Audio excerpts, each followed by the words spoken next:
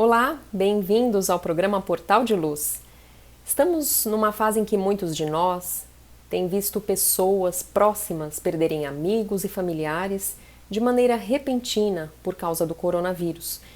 E quando isso acontece, não há sequer uma chance de haver uma despedida, o que intensifica ainda mais a dor do luto da família. Hoje nós vamos refletir um pouco sobre a morte e o medo que muitos de nós têm de perder a própria vida ou a vida daqueles que amamos. Mesmo nós que acreditamos na vida após a morte, temos dúvidas a respeito desse assunto e, portanto, essa reflexão é importante de ser feita independente da pandemia que estamos vivendo agora, porque teremos sempre esse tema presente em nossas vidas. Mas antes nós iremos ouvir juntos a prece na voz de Chico Xavier.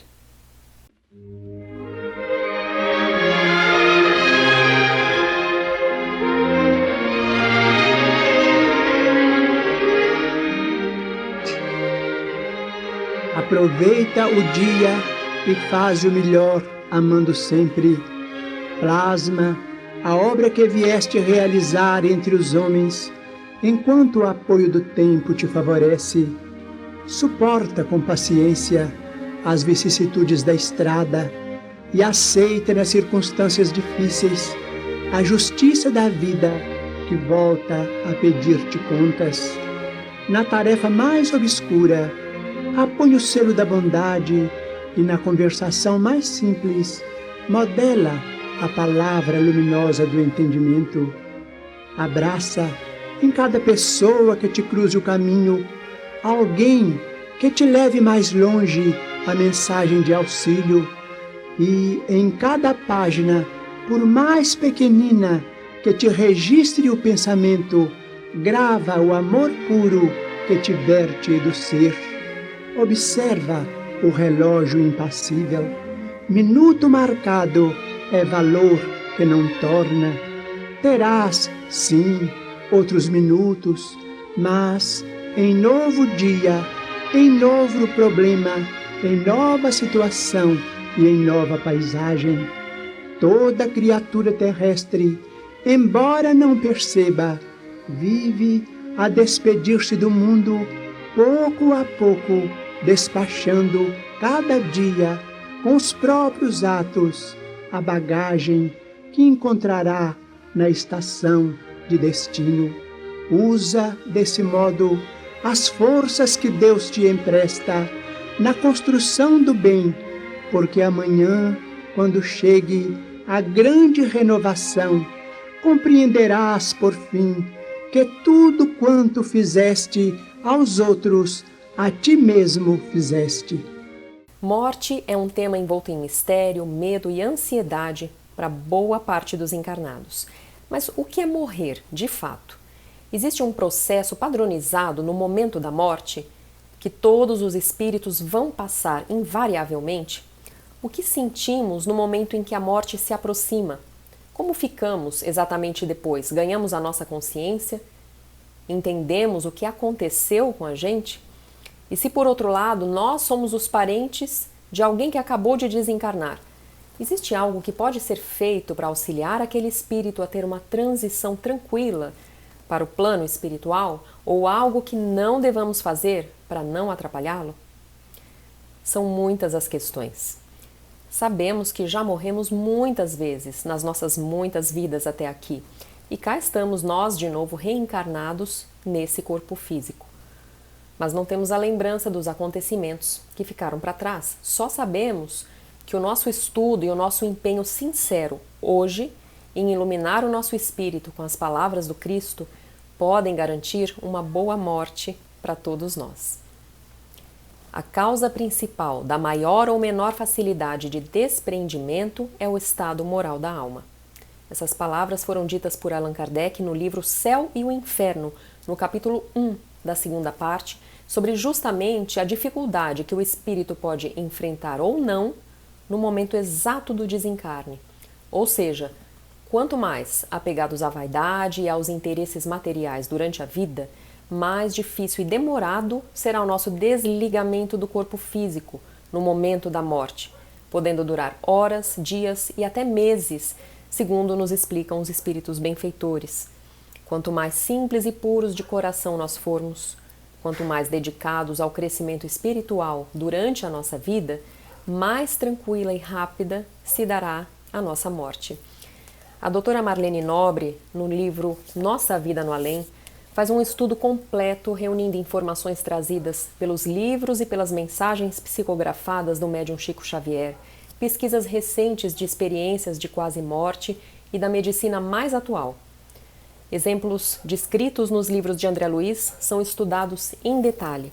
O resultado é uma obra cheia de informações importantíssimas para qualquer pessoa que queira, entendendo melhor a morte, conseguir conquistar agora uma vida mais produtiva espiritualmente. Se nesse momento nós temos falado mais do assunto morte por causa do desafio da pandemia, e o que mais se vê na mídia é a contagem do número de mortos diariamente, não podemos deixar de reconhecer que desde sempre deveríamos ter prestado atenção a esse tema e a importância de compreendermos os fatos reais sobre a morte, sem mitificações e sem medos. Morrer em paz, fazer uma transição mais tranquila para o plano espiritual, será mérito nosso, do nosso empenho em evoluirmos moralmente. E estudar esse tema é importante, pois pode nos abrir os olhos ainda em tempo de revermos os nossos valores e atitudes em vida. Dentre as fontes espíritas e não espíritas citadas no livro da doutora Marlene, destaca-se a psiquiatra suíça naturalizada americana Elisabeth Kluber-Ross, que faleceu em 2004 aos 78 anos, conhecida pelo seu olhar amoroso e compassivo diante dos pacientes terminais. Ela estudou a fundo a questão, contribuiu para trazer uma luz a esse assunto que angustia pessoas ao redor do mundo. Ela foi pioneira em estudos sobre a proximidade da morte em pacientes terminais. Foi uma autoridade no assunto. E é no seu livro Sobre a Morte e o Morrer, de 1969, que ela elabora um estudo que define as 5 fases do morrer. O seu método de pesquisa era baseado em entrevistas com os próprios pacientes terminais e também com as famílias, sempre respeitando os limites emocionais de cada um. Com toda a sua experiência tratando tão de perto os pacientes terminais, certa vez ela disse: "Destino tem muito a ver com fé. Ambos supõem uma crença fervorosa na vontade de Deus. Os 5 estágios, segundo ela, não ocorrem necessariamente numa ordem específica. Nós passamos pelos estágios antes de conseguir aceitar a morte, mas cada indivíduo tem a sua própria trajetória, como também vemos nas explicações dos espíritos. Ela própria deixou claro, observando os pacientes, o quanto a fé religiosa e principalmente a crença na reencarnação fazem toda a diferença na hora final. Essas 5 fases poderiam ser observadas, segundo ela, tanto no paciente terminal, ao perceber a morte se aproximando, como nas pessoas que depois da sua morte iriam sofrer com a perda, que são os seus familiares. E são as seguintes. Primeiro, negação. Normalmente ocorre no momento do choque daquela notícia de que o paciente está muito próximo da morte, ou a pessoa que recebe essa notícia sobre um ente querido e tem que aceitar o fato. A negação pode durar mais tempo ou menos tempo, dependendo dos valores e das crenças de cada um. Raiva é um possível segundo estágio, que é quando a pessoa reconhece que não é mais possível negar o que está acontecendo. Então pode haver o sentimento de revolta, de inconformismo, de ressentimento. Ela pode se perguntar: por que eu? Também vai depender da evolução moral de cada um, nutrir esses sentimentos ou não e por quanto tempo. O terceiro estágio, a doutora se chama de barganha. O paciente terminal, segundo os estudos dela, começa então a ter uma esperança de que pode ter merecimento para uma cura divina, e ele começa a nutrir ideias e projetos de vida que ele promete que vai realizar depois que se curar. Ou seja, ele busca encontrar uma razão para continuar vivo. O quarto estágio pode ser a depressão. Tristeza, solidão, vontade de chorar. E normalmente esse estágio vai preparar a separação que está chegando entre o doente e a sua família. E superando todas essas angústias que podem ser mais brandas, caso a pessoa tenha um preparo espiritual, caso ela tenha certeza na existência da vida futura, chegamos ao último estágio, que é a aceitação. A tendência é que o paciente terminal aceite a sua condição, contemple o seu fim próximo, com mais tranquilidade, com menos expectativas. E sem dúvida, todos esses estágios que ela observou em seus pacientes podem ser levados de maneira mais tranquila com a fé em Deus, com a crença na reencarnação, como ela mesma apontou, e que a doutora Marlene destacou no capítulo 3 do seu livro Nossa Vida no Além. Quem pôde assistir na Netflix a série Afterlife, Depois da Vida, pode ver um exemplo muito bom e tratado com muita sensibilidade dessas etapas que a doutora Elizabeth fala. Nós vemos então Tony, que é um viúvo solitário, sem filhos, que perde a esposa que ele amava muito e inicialmente ele vai reagir com raiva, querendo se distanciar de todos que se aproximavam para tentar ajudá-lo. Ele age com intolerância, é mal-humorado, mas através da dor, da reflexão, o tempo vai passando, ele assiste os vídeos que a esposa deixou gravados para ele, onde ela pede para que ele seja mais gentil com todos, que ele permanecesse sempre uma pessoa alegre, que tivesse empatia com as pessoas ao redor, que ajudasse os seus amigos. Então ele começa a refletir, a mudar as suas atitudes, começa a interagir mais com os amigos, os colegas, levar a vida de uma forma mais leve. Então nós vemos surgir um homem mais feliz, que começa a reorganizar a sua própria vida pessoal. Não é uma série espírita, mas ainda assim traz o tema da morte de uma forma muito sensível e muito verdadeira. Quando somos nós que perdemos um ente querido, como o Tony da série, nós precisamos elaborar o luto. Luto é o processo que se inicia com a perda. E ela termina quando podemos considerar que nós superamos essa dor. Não totalmente, mas o suficiente para podermos interagir com o mundo externo de uma maneira mais feliz.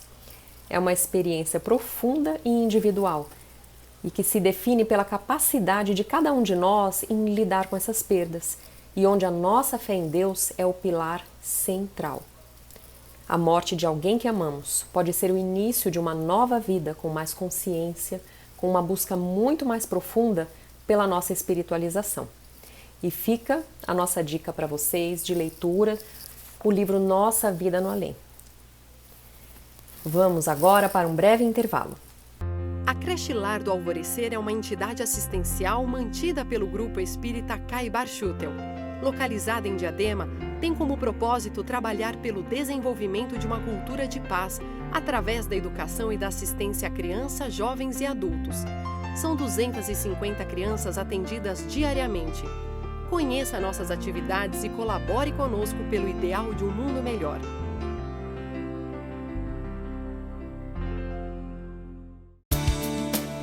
O jornal Folha Espírita, fundado em 18 de abril de 1974, se dedica à divulgação da doutrina espírita. Saiba mais sobre assuntos atuais com o enfoque do espiritismo, além de entrevistas e artigos de diversos colunistas. Você pode escolher na versão digital ou impressa. Acesse e faça sua assinatura www.folhaespirita.com.br. Vamos agora ouvir a nossa amiga Sandra Marinho. Queridos amigos, queridas amigas, uma fábula de autoria atribuída a um rabi do século III, transcrita por Malbataan no livro Lendas do Povo de Deus, cujo título é A Raposa e a Vinha, conta que uma raposa se pôs a namorar avidamente uma vinha. Mas a plantação era cuidadosamente cercada, de modo que não havia uma brecha sequer onde a raposa conseguisse passar. O bichinho deu voltas e não conseguiu encontrar uma passagem por onde passasse o seu corpo. Veio-lhe então a ideia, um plano singular: emagrecer. Monologava ela, emagrecer bastante, aí sim ela passaria pela brecha. Resolvida a vencer a prova, submeteu-se ao jejum por 3 dias, sem provar alimento algum. ficou tão fina, tão magrinha, que mais parecia um palito. E toda a prosa, com o sucesso obtido, esgueirou-se bem pelo apertado vão e entrou radiante na vinha. Ali pôde pagar-se de tudo quanto sofrera e passou alguns dias na mais regalada abundância. Chegado o tempo de sair, receosa dos donos do vinhedo que não tardariam a chegar, ela corre lá para a brecha do cercado por onde ela havia entrado. E aconteceu, porém, que a infortunada, naqueles poucos dias de fartura, ela engordou tanto que não mais cabia ali. Triste e desolada, desiste do intento e resolve repetir a provação pelo que passara, pondo-se de novo em rigoroso regime, até que novamente, magra como um esqueleto, lhe foi possível safar-se pela estreita fenda na cerca. Estava, porém, tão fraca, tão debilitada, que parecia um cadáver. Livre do cativeiro, ela olhou melancolicamente a vinha e disse-lhe: adeus, não me apanharás mais. És sedutora e deliciosa, tens a abundância dos seus frutos saborosos, mas que importa? De ti saio como eu entrei. Assim, o homem em relação aos bens e riquezas da vida terrena. Ensinava o Rabi Meir: o homem, quando nasce, tem os braços estendidos para a frente, como se dissesse: é meu o mundo, todo mundo é meu. Quando morre, os traz ao longo do corpo, como a prevenir os que se aferraram aos bens materiais. Nada levo deste mundo, deixo a vida o que a vida me deu. Fábula tão antiga, né, gente? Mas ao mesmo tempo tão atual. Vocês concordam? Quando nascemos para uma nova vida aqui na Terra, dependemos dos nossos pais para prosseguir vivendo. Não trazemos nada. Na medida em que crescemos, tomamos conhecimento das inúmeras riquezas materiais que podemos ter. As vantagens materiais passam a ser a nossa meta ao longo da nossa existência.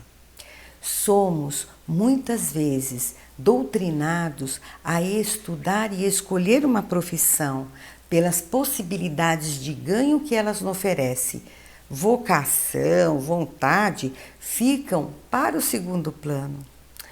A vinha da fábula hoje são as riquezas materiais, a fortuna, as extravagâncias de todo tipo, poder, beleza, e muitos fazem de tudo para adentrar essa abundância, submetendo-se a regimes intensos para isto. Mas não estou me referindo ao regime de alimentação, e sim às muitas privações às quais se submetem as pessoas só para usufruírem da abundância. Essas pessoas privam-se da verdade, do amor, da honestidade, da verdade, do convívio com amigos e familiares. Privam-se da simplicidade, da humildade, das pequenas alegrias, da sinceridade, da sensibilidade e de tantas outras virtudes e vivências. Submetem-se a tantas privações só para se deleitarem no maná constituído de tantas riquezas e prazeres da vida material, que se tornam magros de tudo que é do domínio do sentimento e do espírito. E quando finalmente se dão conta que logo serão chamados de volta à vida espiritual e veem a possibilidade de deixarem o corpo carnal sem nada levar daqui, percebem que para retornarem à vida verdadeira que de fato lhe pertence, devem se livrar de todo excesso de peso que ganharam quando usufrutuários dos bens e vantagens materiais. Ganância, vaidade, presunção, competitividade excessiva, excessos de diversas ordens, enfim. Por outro lado, o esforço em conseguir recuperar as virtudes, que na verdade é o nosso objetivo quando reencarnamos e o qual constitui a nossa reforma íntima, também pesará, mas não no mundo da matéria, mas como uma força necessária para adentrarmos novamente na vida dos espíritos. Não estou aqui absolutamente fazendo apologia da pobreza em absoluto, pois sabemos que a fortuna e os bens materiais devem ser vistos como o seu real valor, pois por eles o progresso material na vida terrena e do planeta é impulsionado. O que não nos é proveitoso é vivermos mergulhados na ânsia de possuir os bens e vantagens, mas de conseguir e utilizá-los com parcimônia e em benefício do bem maior, promovendo sempre que pudermos a redução das desigualdades aqui no planeta. Pensemos nisto. Até o próximo encontro. E agora nós vamos ouvir um momento doutrinário com o nosso amigo Maida. Olá, amigas e amigos, sejam bem-vindos a mais um encontro do Momento Doutrinário. Hoje trouxemos para a reflexão o tema fatalidade, segundo o Espírito Emmanuel, contida no livro Indulgência, lição número 9, livro de psicografia do querido Chico Xavier. Ensina-nos Emmanuel. A fatalidade do mal é sempre uma criação devida a nós mesmos, gerando em nosso prejuízo a provação expiatória, em torno da qual passamos compulsoriamente a gravitar. Semelhante afirmativa, diz Emmanuel, dispensa qualquer discussão filosófica pela simplicidade com que será justo averiguar-lhe o acerto nas mais comezinhas atividades da vida comum. Uma conta assumida naturalmente é um laço moral tecido pelo devedor à frente do credor, impondo-lhe a obrigação do resgate. Um templo doméstico entregue ao lixo sistemático transformar-se-á, com certeza, num depósito de micróbios e detritos, determinando a multiplicação de núcleos infecciosos de enfermidade e de morte. Um campo confiado ao império da erva daninha, sem dúvida, converter-se-á em moradia de vermes insaciáveis, compelindo o lavrador a um maior sacrifício para a recuperação necessária deste campo. Assim, meus amigos e amigas, ocorre em nosso esforço cotidiano. Não precisamos remontar às existências passadas para sondar a nossa cultura de desequilíbrio e sofrimento. Auscultemos, todos nós auscultemos a nossa peregrinação de cada dia.